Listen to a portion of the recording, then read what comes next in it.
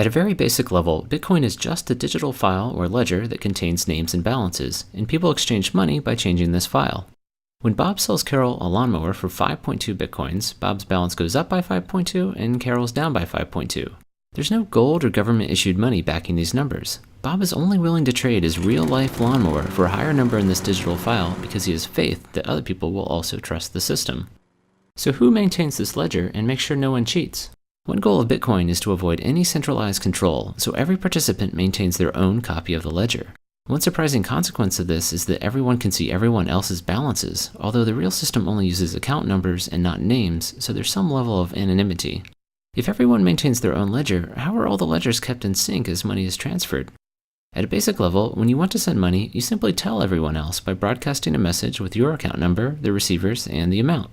Everyone across the entire world then updates their ledger. As a quick aside, I'm describing how Bitcoin works for power users, people who help maintain the system. You can also just use the system to send and receive money, though, without maintaining a ledger. If sending money is as simple as creating a message with some account numbers, what's to stop a thief, Alice, from spending Bob's money by using his account number? Like a pen and paper check, Bitcoin requires a kind of signature to prove that the sender is the real owner of an account, but is based on math rather than handwriting. When a new account number is created, it comes along with a private key mathematically linked to that account number. If you've heard of a Bitcoin wallet, these keys are what it holds and are what allow you to create signatures. To create a signature, a private key and the text from a transaction are fed into a special cryptographic function. Another function allows other people to check the signature, making sure it was created by the account owner and that it applies to that specific transaction. Unlike the handwritten version, these signatures can't be copied and reused in the future, as they're unique to each transaction. While the mathematical signatures prove who sent a transaction, they can't prove when it was sent, and this turns out to be problematic.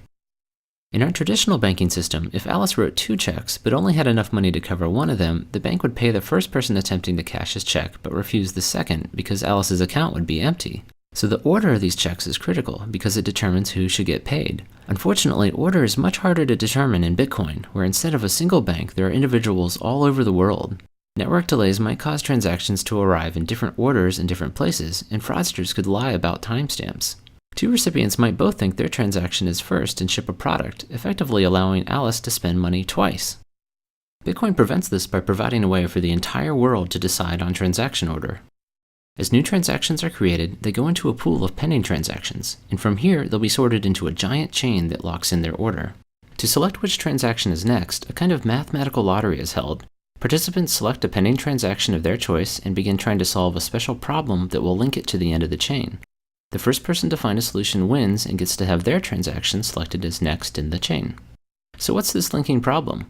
It's based on a special function called a cryptographic hash. As scary as this sounds, it just mixes up its inputs and spits out a number, but it's special because it's irreversible. There's no easy way to start with an output and then find an input that generates it other than by making lots of guesses. And this is literally what people are doing in Bitcoin, feeding this function random numbers until the output meets certain criteria. Besides a random guess, you also input a transaction from the pending pool and chain, which is where the linking part comes in. So the lottery provides a way for the entire world to decide which transaction is next, but the math behind it also helps ensure everyone agrees about past transactions too. Suppose you're joining the network for the first time and request a copy of the transaction chain to get caught up but receive several different versions. Which one should you trust? Ideally, you would trust the one that the majority of people are using, but determining this on the internet is difficult. What would stop a single person from voting millions of times? Bitcoin prevents this by requiring people to solve math problems to vote. This causes each vote to have a cost in computing power, making it unlikely that a single person or group could ever afford to outvote or outcompute the majority of users. The transaction ordering process described before actually provides the voting system. Part of the input to the linking problem is a transaction from the end of a chain, so each guess is effectively a vote for that chain. But how are all the votes tallied? Because the cryptographic hash function has well-defined statistical properties, you can look at any given answer and estimate how many guesses it took to find it, just like estimating how many coin flips it would take to get 100 heads in a row. So the links in a chain not only put transactions in order, but also act as an effective vote tally, making it easy to see which chain most people are using. Finally, how does money get created? Every time someone wins the lottery to pick the next transaction in the chain, new bitcoins are created out of thin air and awarded to their account. Solving these problems is commonly called mining, as this is how money enters the system, but the main purpose of the math is to make sure everyone's ledgers agree. The math simply provides a convenient way to randomly distribute money into the world. In fact, sometime around 2140, no more money will be created and participants will only be paid from fees added on to transactions.